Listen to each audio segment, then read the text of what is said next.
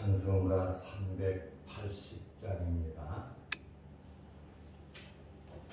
찬송가 380장. 나의 생명 되신 주 주님 앞에 나아갑니다. 주의 흘린 보혈로 정죄하사 받아 주소서. 날마다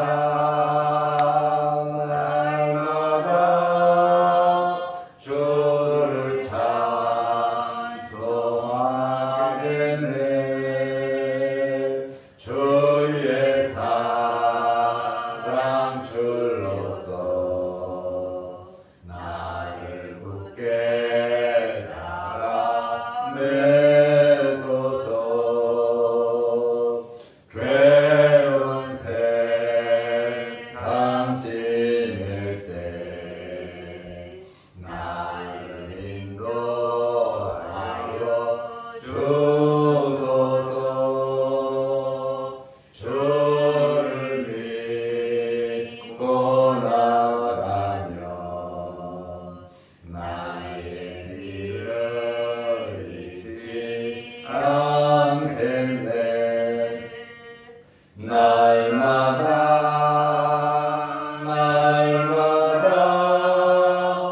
주를 찬송하겠네. 주의 사랑 줄로서 나를 굳게 잡아내소서.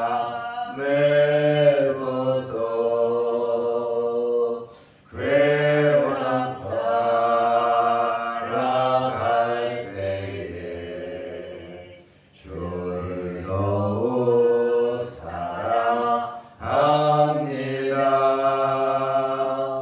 밝고 빛난 천국에 나의 영혼 들어가겠네.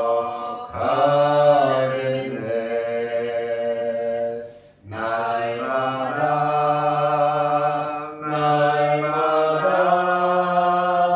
주를 찬송하겠네. 주의 사랑 줄로서 나를 굳게 잡아내소서.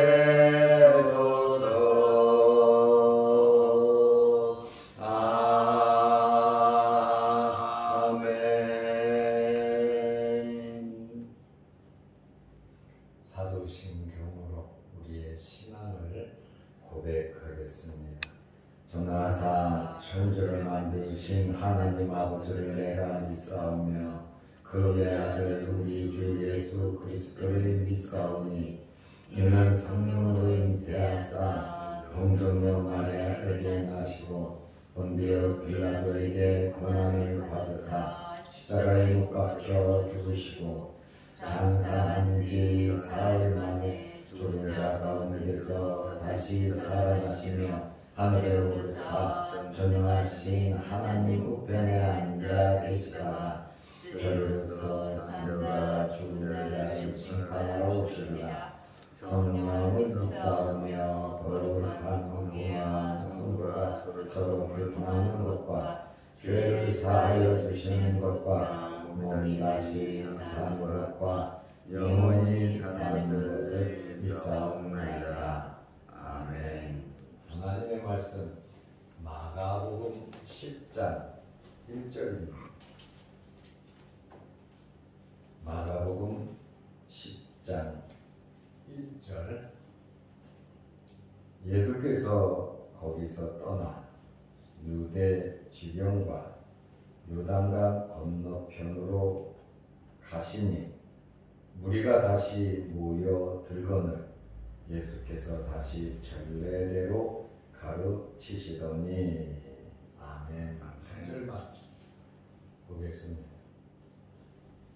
우리가 마가복음 9장을 3주 동안 새벽에 천천히 봤습니다.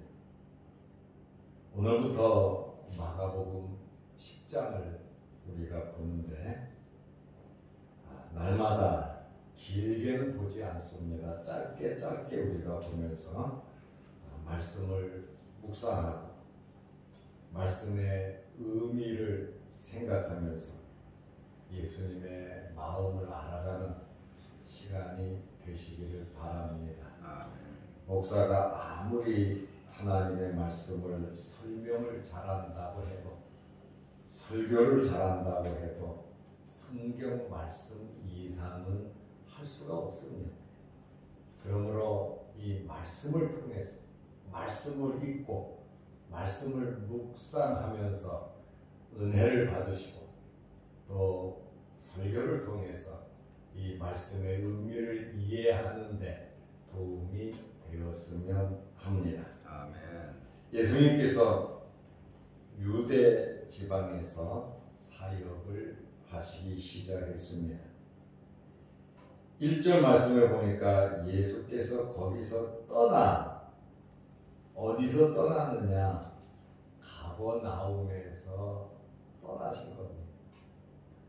갈릴리 가버나움, 예수님의 제자 베드로, 안드레, 야고보, 요한, 그리고 마태의 고향이 이렇게 5명의 제자의 고향이 가버나움이에요.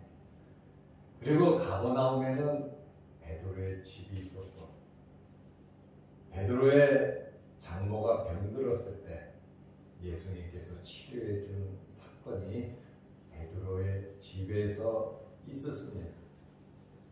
그래서 가버나움에서 집에 들어가셨다 하면 보통 베드로의 집에 들어간 것으로 학자들은 보고 있습니다.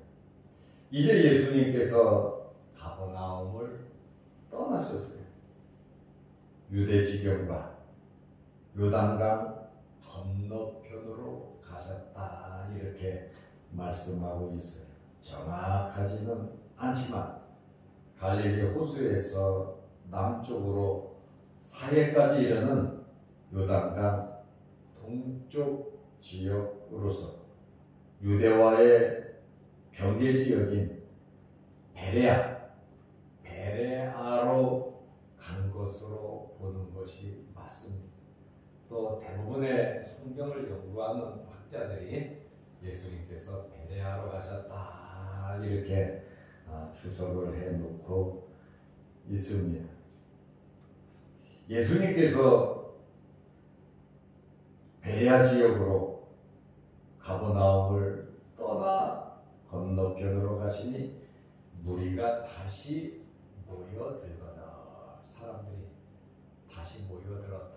이 말씀을 보면 사람들이 없는 곳에서 가버나움에서 사람들이 없는 곳에서 예수님께서 잠깐 계신 것을 우리가 알 수 있습니다. 마가복음 9장 30절 이후에는 예수님께서 많은 사람들을 접촉하지 않으셨어요.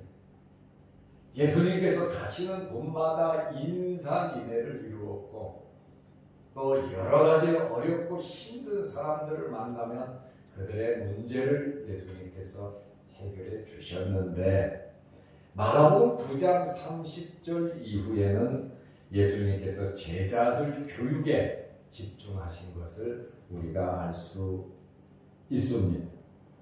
이제 예수님께서 무리들과 함께 하시고 무리들을 가르치시는 내용이 10장 1절에 나오고 있습니다.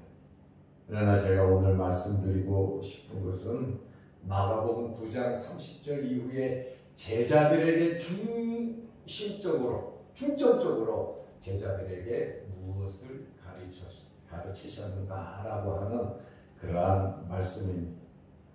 첫째로 제2차로 두 번째로 예수님께서 고난받으시고 또 죽으시고 3일 만에 부활하실 것을 제자들에게 말씀하셨어요. 이 이야기는 1차로 예수님께서 고난받고 죽으시고 부활하신다는 처음으로 말씀하신 것은 신앙 고백 이후에 너희들은 나를 누구라 하느냐 했더니 베드로가 주는 그리스도시요 살아계신 하나님의 아들입니다. 이렇게 베드로가 고백을 하자 예수님께서 제자들에게 인자는 예루살렘에 올라가서 고난을 당하고 사람들에게 넘겨져 이제 죽을 것이고 3일 만에 살아날 것이다. 첫 번째로 예수님께서 죽으심과 고난과 부활에 대해서 신앙 고백 이후에 참으로 말씀하셨고 또 마가복음 9장에서 제자들을 집중적으로 9장 30절부터 교육하실 때 첫 번째로 말씀하신 것이 고난 받으시고 죽으시고 3일 만에 부활하실 것에 대해서 두 번째로 제자들에게만 가르치셨다라고 하는 그러한 말씀에 제자들도 믿지 못하는데 그렇잖아요. 많은 사람들에게 이야기하면 어떻게 되겠습니까? 예수님께서는 이 땅에 오신 목적을 이루시기 위해서 십자가를 바라보면서 예루살렘으로 한 걸음 한 걸음 가셨잖아요. 그리고 주변에 많은 환경들이 있었지만 예수님께서는 이 땅에 오신 목적 십자가를 바라보면서 한 걸음 한 걸음 보조를 맞춰가고 때로는 피하시기도 하고 때로는 공격하시기도 하고 책망하시기도 하고 예수님께서 간온을 쓰시면서 가시기도 하고 피하시기도 하시면서 십자가를 바라보며 올라가셨다는 우리도 이 세상 언제 떠날는지 모르지만 주님 만날 그 날을 바라보면서 우리가 언젠가는 세상 떠날 텐데 세상 떠날 그때를 생각하면서 우리가 겸손하게 말씀대로 주님 바라보면서 신앙인으로서 예수님의 제자들로서 삶을 살아가야 하는 것입니다. 우리가 잠시 잠깐 방황하고 세상 속에 들어가 보면 세월이 너무 빠르다는 거예요. 잠깐이 그냥 세월이 지나간단 말이죠. 하루하루가 얼마나 귀중한데 육신을 입고 살아가는 이 시간들이 얼마나 귀중한데 천국 가면 할 수 없는 일들을 하나님께서 맡겨주신 일들을 우리가 살아있을 때 할 수 있잖아요. 천국 가면 예배당이 있겠습니까? 전도를 할 수 있습니까? 헌신과 봉사를 할 수 있겠습니까? 하나님의 나라 가기 전에 우리에게 맡겨주신 달란트, 맡겨주신 사명, 우리의 가정, 우리의 생업에, 우리의 교회, 우리의 직분, 가장으로서, 가정주부로서, 사회의 구성원으로서, 교회의 직분자로서 우리는 다 방면에 하나님으로부터 받은 직분 사명 잘 감당하다가 주님 부르실 때 오늘이라도 주님 부르시면 우리는 가야 되잖아요. 저 하나님의 나라를 바라보면서 예수님께서는 십자가를 바라보면서 한 발자국 한 발자국 걸어가신 것처럼 세상에 마음 뺏기지 말고 하나님 말씀 붙잡고 오늘도 하나님께서 기뻐하시는 일이 무엇일까? 하나님의 나라와 의를 어떻게 해서 오늘도 우리가 구할 수 있을까? 하나님의 자녀로서의 삶을 살아가시기를 바랍니다. 우리는 예수님을 닮아가야 되잖아. 예수님께서는 십자가를 바라보시면서 죽으실 걸 아시면서도 가시잖아요. 십자가의 고통이 얼마나 큰지 아시잖아요. 겟세마네 동산에서 오죽했으면 할 수 있으면 이 잔을 내게서 친하게 하옵소서. 그러나 내 뜻대로 마옵시고 아버지의 뜻대로 하옵소서. 인간 예수는 십자가를 지는 것이 너무 고통스러웠다. 하나님의 아들로서 이 땅에 오셔서 십자가를 지기 위해서 오셨기 때문에 주님은 피하거나 도망가거나 대신 누구를 내세우지 아니하시고 직접 우리의 죄를 위해서 십자가에 달리셨습니다. 그리고 부활하심으로 죄와 사망의 권세를 깨시고 우리에게 구원을 주셨다 그 말이에요. 예수님의 부활이 없으면 우리의 믿음이 헛것이에요. 우리에게 구원이 없습니다. 그러나 예수님의 부활을 통해서 우리는 믿음을 통하여 구원을 받을 수 있는 길이 열렸고, 복음은 무엇입니까? 예수님의 죽으심과 부활이 바로 복음이라는 것이에요. 그러므로 우리는 복음을 받은 자들로서, 예수 믿고 구원받은 자들로서 하나님의 자녀로서의 삶을 살아가야 하는 것입니다. 그래서 예수님께서 가버나움에서 제자들만 모아놓고 두 번째로 죽으심과 부활에 대해서 말씀을 하셨습니다.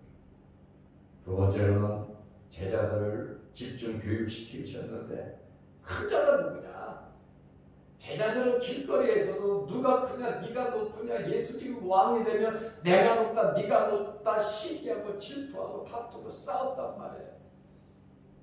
이 말씀을 보면 12 제자의 서열은 없다는 것을 우리가 알 수 있어요. 누가 높으냐, 누가 낮으냐, 예수님께서 서열을 정해줬다면 분명히 싸울 일이 없어요. 불평, 불만이 있어도 예수님이 정해 주셨으면 그대로 가는 거예요. 그러나 다 똑같다는 거예요. 누구든지. 그러니까 예수님이 예루살렘에 올라가시려고 하는데, 예루살렘에 올라가면 로마를 물리치고, 예수님께서 왕이 되셔서 우리를 먹여 살릴 건데 우리 12 제자 중에 누가 높은 자리에 올라갈 거냐? 그러니까 서로 다투고 싸웠단 말이에요. 예수님의 마음을 모르면 다툼과 싸움이 있어요. 교회에는 예수님의 마음을 아는 성도들로 가득 차야 됩니다. 교회는 하나님의 백성들이 모인 장소인데, 교회의 직분은 섬기라고 주는 것이지 군림하라고 주는 거 아닙니다. 목사부터 낮아지고 겸손히 섬겨야죠. 섬기는 직분이 교회의 높은 직분이에요. 우리 장로님들도 계시지만 우리 장로님들도 섬기는 직분이지 군림하는 직분이 아니란 말이에요. 우리 당회가 어떻게 하면 하나님을 기쁘시게 하고 하나님의 백성들이 모인 이 교회에서 직분상 잘 감당할 거냐? 낮아지는 자세로 섬기죠. 그래서 우리 장로님들이 너무 잘하세요. 잘 섬기세요. 앞장서서 겸손하게 교인들을 얼마나 잘 섬기는지 몰라요. 저는 장로님들만 섬기면 교인들을 다 섬기는 것이 돼요. 교회의 직분은 낮아지는 직분이지, 교회의 직분은 군림하고 큰소리치고 명령하고 그런 직분이 아니다라고 하는 그런 말씀이에요. 그러나 예수님의 제자들은 예수님의 마음을 너무나도 몰랐어요. 오병이어의 기적을 베푸고 나서 사람들이 예수님을 왕으로 삼으려고 하니까 예수님의 제자들이 더 날뛰잖아요. 와, 좋다고 잘했다고 왕 그러잖아요. 그러니까 예수님께서 오죽하면 야, 니들 배 타고 빨리 건너편으로 가라. 그리고 사람들 다 일일이 보내고 산에 가서 기도하셨잖아요. 제자들이 해야 할 일을 예수님이 하셨잖아요. 왜냐하면 주제 답을 모르니까, 자기 자신들의 위치를 모르니까. 예수님의 제자 중에는 셀로신이 2사람이 있어요. 셀로신 시몬 그랬잖아요. 이 사람들은 극우 유대주의자입니다. 극우, 로마를 물리쳐서 나라를 해방시키려고 하는 매일 데모하는 자들이 부주의자들이었단 말이에요. 셀로신이란 말이에요. 예수님의 제자 중에 가룟 유다도 그쪽에 개입이 돼 있었거든요. 그러니까 예수님이 왕이 된다니까 로마를 물리칠 수 있는 유일한 대안이 예수님이다. 예수 믿기 이전에 자기가 셀로신으로 일을 했지만 예수를 믿은 다음에는 예수님의 통제를 받고 예수님의 말씀에 순종하고 선생님에게 누가 되지 않아야 되는데 오히려 예수님보다 앞장서 가지고 왕이 되라고 그러고 사람을 선동하고 우리는 그렇게 살아가면 안 돼. 우리의 위치와 우리의 직분을 알고 겸손하게 낮아져서 말씀대로 우리는 살아가야 하는 거예요. 뭐가 그렇게 잘하고 잘났다고 죄인의 괴수라고 사도 바울은 고백하고 외치고 있는데 뭐가 그렇게 나를 나타내고 나를 알아주지 못하면 섭섭하고 속상하고 다투고 싸우고 그럴 필요가 없잖아요. 한번 죽는 것은 사람에게 정해진 건데 모든 것 다 놓고 우리는 세상을 떠나갈 사람들인데 무엇 그것 가지고 다투고 싸우고 무슨 하나님이 기뻐하시지 않는 일을 하면서 살아야 되겠냐고 말이에요. 그러니까 제자들이 못났죠. 선생님은 죽으러 올라가는데 또 바로 얼마 전에 죽음에 대한 이야기도 하셨는데 누가 높으냐 하고 다투고 싸우고 있었잖아요. 그러자 예수님께서는 야, 큰 자가 무사람의 끝이 돼요. 큰 자가 누구냐? 무사람을 섬기는 자가 큰 자가 되었어요. 어린 아이를 세워가면서 어린 아이같이 겸손하게 낮아지면서 살아가라고 교훈을 하셨어요. 세 번째로는 우리를 위하는 자가 누구냐? 예수님의 이름으로 귀신을 쫓아내고 있으니까 예수님의 제자들이 야, 너 왜 예수님의 이름으로 귀신을 쫓아내냐? 진짜 예수님의 이름으로 귀신이 나갔단 말이에요. 병자가 나섰단 말이에요. 귀신이 나갔단 말이에요. 그러니까 예수님의 제자들이 야, 너희도 그럼 우리 쪽으로 들어와. 우리를 따라야 돼. 우리 밑으로 들어와. 그러니까 그 사람들 우리가 왜 네 밑으로 들어가냐? 우리는 주님의 이름으로 예수 그리스도의 이름으로 복음을 전하고 예수님을 전하고 예수님 말씀대로 귀신을 쫓아내는데 뭐가 문제냐? 우리는 너희랑 같이 못 따르겠다. 니네 밑으로 못 들어가겠다. 종속관계죠. 주님의 복음을 전하는데 꼭 12 제자만 전하는 거 아니잖아요.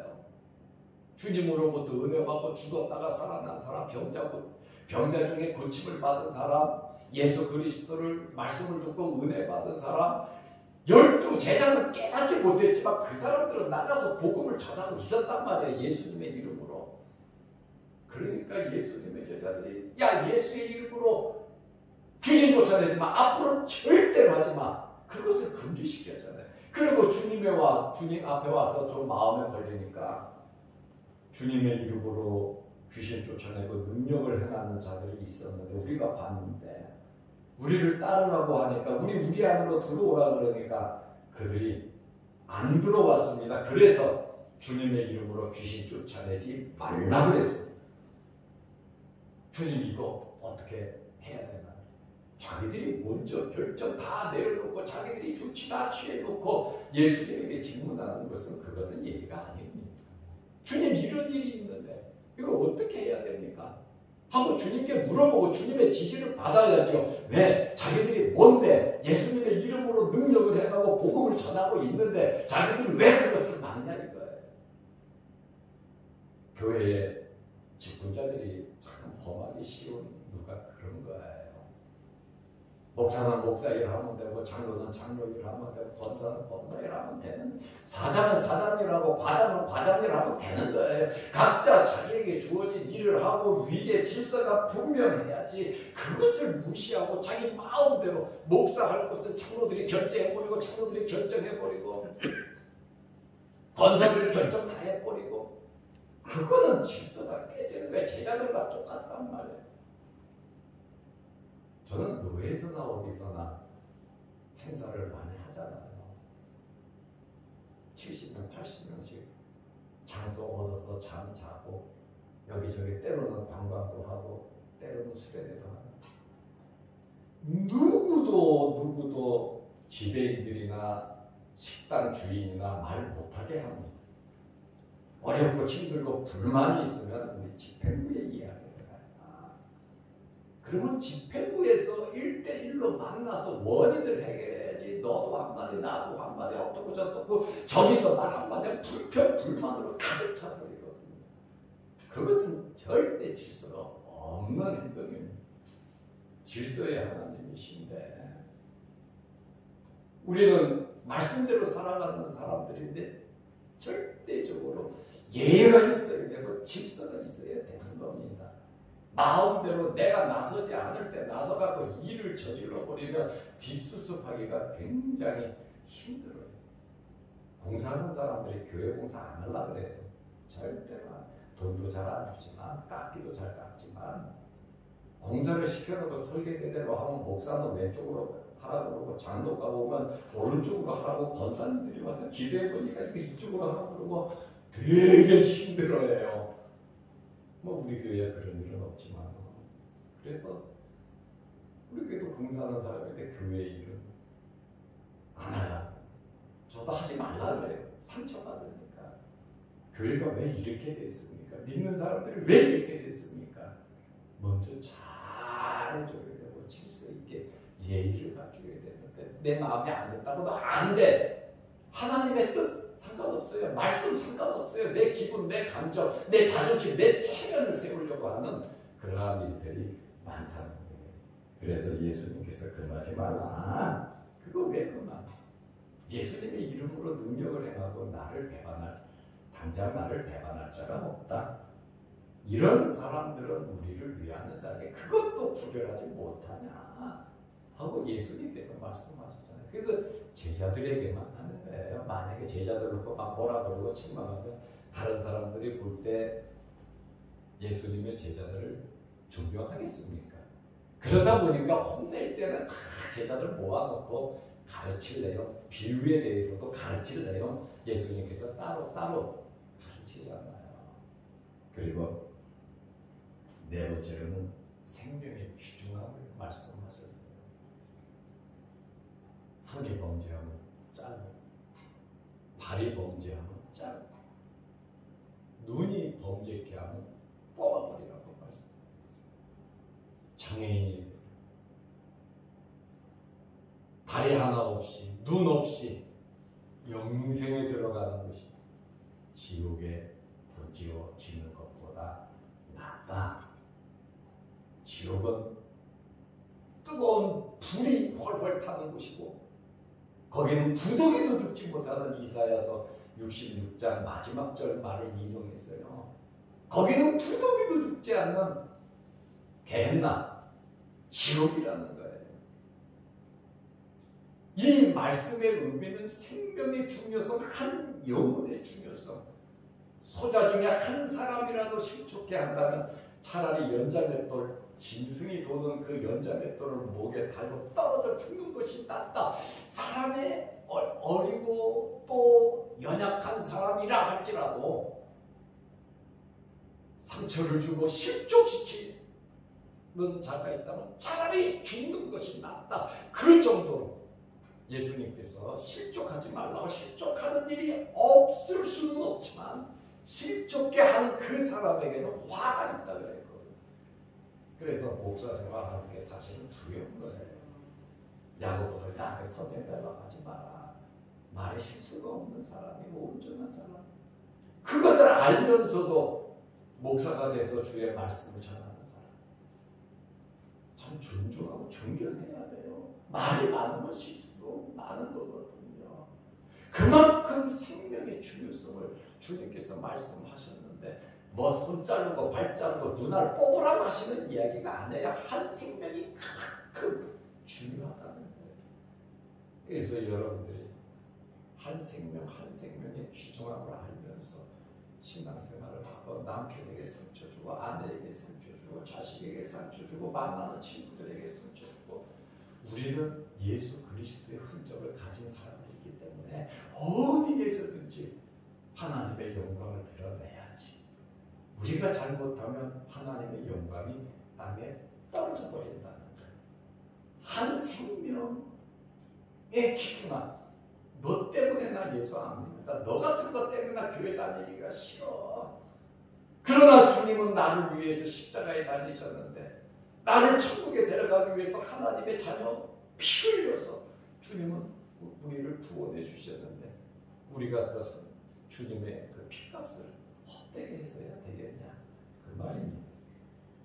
예수님께서 이렇게 가버나움 집에서 제자들을 특별히 이렇게 교육을 시키시고, 이제 다시 우리와 함께 사역을 시작했어요. 전례대로 다시 가르치시더니, 전례대로 이제 예수님께서 마가복음 9장 30절 이후에는 제자들 교육에 집중하셨고, 이제 가버나움에서 베레아 지역으로 와서 전례대로 가르치시고 선포하시고 치료하는 세 가지의 사역을 계속하셨다는 거예요.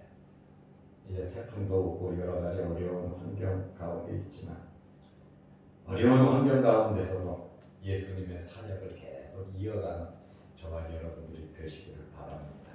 기도하겠습니다. 아버지 하나님, 어제는 도로가 주의를 잘 지내게 하시고, 우중이지만 바람도 불고 비가 오지만 오늘 이 새벽에 주의 전에 나와 하나님께 예배 드리게 하심을 감사합니다.